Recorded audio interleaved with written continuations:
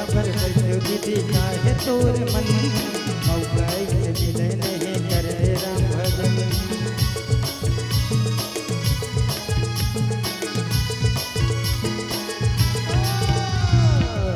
खबर कैसे दीदी काहे तोर मन मौका से मिले नहीं करे राम भजन 4 दिन के जिंदगानी सुन ले तुलसी के वाणी धन करते आना कानिया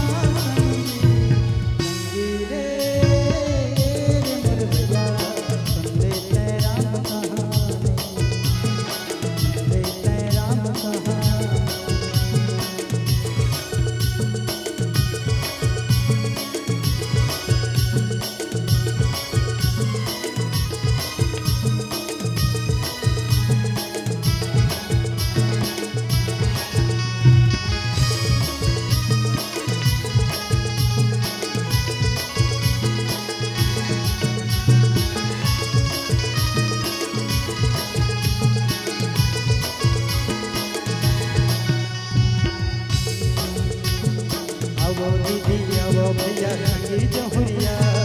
सबके पीरा लहर ही रघुरैया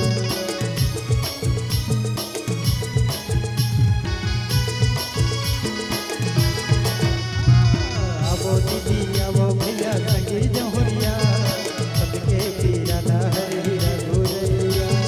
4 दिन के जिंदगानी सुन ले तुलसी के वाणी धन करते आना कानिया संगी रे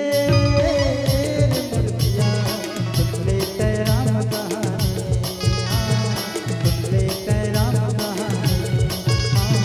सुन ले राम कहानी सुन ले राम कहानी